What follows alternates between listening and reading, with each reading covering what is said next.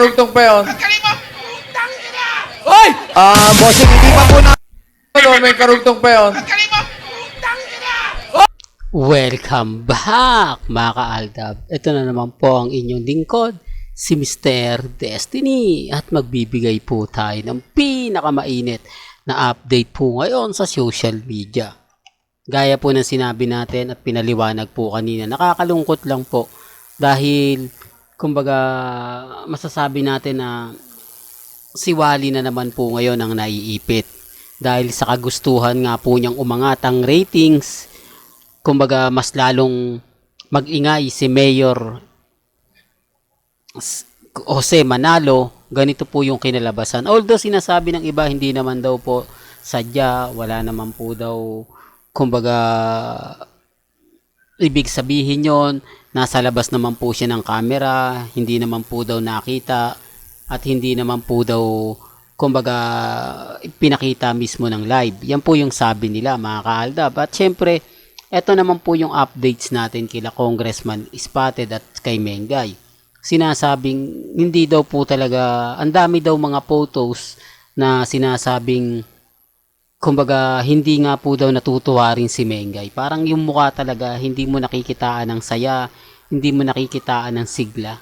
Para lang po klaro mga ka-Aldab, yung mukha po niya na talagang parang hindi ko lang alam mga ka-Aldab, sabi ko nga po sa inyo, base lang naman po ito sa mga mami, sa mga titas, at sa mga senyor na kumbaga nagbibigay din po sa atin ng mga update. Pero bago natin ituloy, itong pinakamainit na kaganapan po ngayon sa social media, kung bago ka lang sa channel na to, at isa kang true-blooded Aldab Nation na nagmamahal kina Mengay at Tisoy, tama po ang channel na pinuntahan mo, kaya consider na po kitang bagong subscriber. At huwag mong kalimutang i-share ang mga video po natin sa mga mami, sa mga titas, at sa mga senyor. Alam nyo po ba mga ka-Aldab na napakaraming photos naman po ang kumakalat ngayon, pero wala naman po talagang magandang kuha si Mengay, si Congressman Spotted na ipagmamalaki ng Armin, na isasampal ng Armin sa mga Aldab Nation. Totoo naman po Hindi po ba? Bitter lang po talaga kami sa mga sinasabi po nila na nako, yan pala yung mga nagsasabi, bitter lang yan. Hindi po ba? Kasi kung titignan nyo naman po mga ka-Aldab, kung pagbabasihan nyo naman po yung mga kumakalat, yung mga posts, yung mga pinapakita, mapapaisip din naman po kayo Hindi po ba? Totoo naman po yung mga sinasabi ko.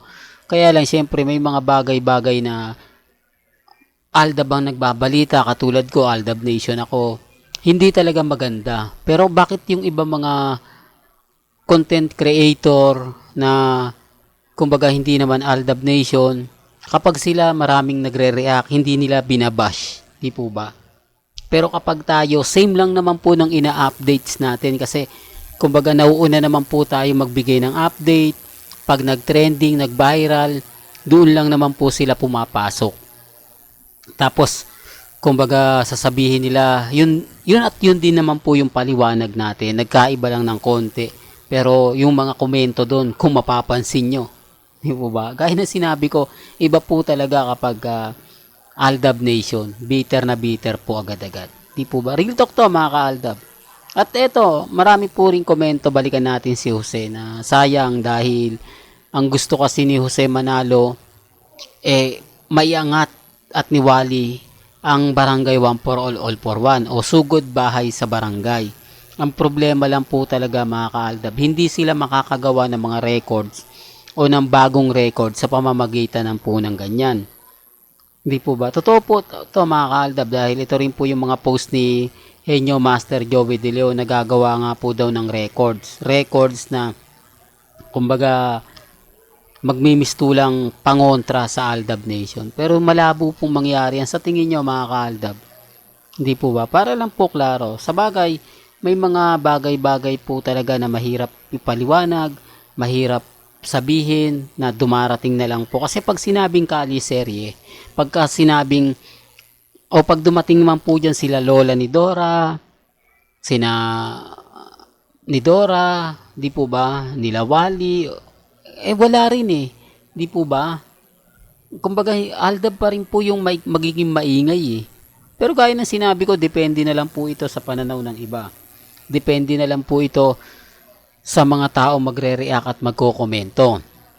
Sa ngayon, tignan natin kung ano yung magiging reaksyon nila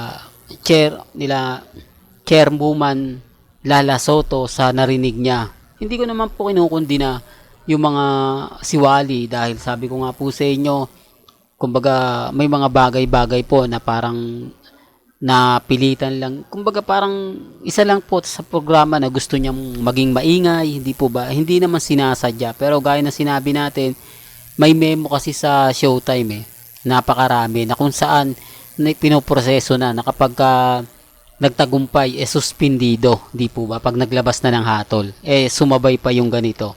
Di po ba? Pero ang lutong talaga, di po ba? Rinig na rinig. Kaya nga po si Paulo nagsalita pero ang TBJ mga kaaldab, di natin alam, baka bukas po magsalita po ang Tito Vic and Joey. Di po ba? O di kaya may disiplina na mangyayari o hihingi ng paumanhin si Wally Bayola. Di po ba? Depende po yan depende. Kasi sabi ko nga po sa inyo, dito naman po sa channel natin, 101% updated po kayo. Ano man po yung mga nababasa ninyo, ano man po yung mga nakikita ninyo, napapanood ninyo, chill lang po tayo. Huwag po kayong basta-basta maniniwala sa mga sinasabi nila, sa mga komento nila. Ang sa akin lang po, gusto ko updated po kayo. Basta kung ano lang yung latest, kung ano lang yung trending, kapag gusto nyo lang ng mga kaganapan, punta lang po kayo sa channel ni Mr. Destiny. Dito naman po mga kaaldab, lahat ng mga napapanood, napapakinggan, agad-agad naman po nating ibabalita. Di po ba? Lalong-lalo na nga po pagdating kay Lamengay at Tisoy, lalo na kay Alden. Kasi marami na nagtatanong, paulit-ulit na mga katanungan, Mr. Destiny, kailan nga po ba ang pelikula o ipalalabas ang pelikula nila Julia Montes at Alden Richards? Kumbaga malapit nang matapos ang August pero wala. September po. Sa mga hindi po nakakalam at sa mga naiinip na pong fans ni Alden Richards at ni Julia Montes, sa September pa po ipalalabas ang pelikula ng dalawa. Real talk yan mga kaaldab dahil katatapos nga lang po ng cheating game nila Julian San Jose at ni Raven Cruz. Kumbaga kasunod na nga po ito ang kay Alden at kay Bea. Real talk to mga kaaldab. Kaya kung gusto nyo pa po ng update, abay tutok lang kayo. Well, hanggang dito na lang po ang ating latest updates. Kaya kung gusto nyo pa po ng pinaka-latest at sariwang update, abay tutok lang po kayo sa channel ni Mr. Destiny para updated po kayo sa mga latest at sa mga bagong video po na ilalabas po natin maya-maya lang. Hanggang sa muli, salamat po sa panonood at pakikinig.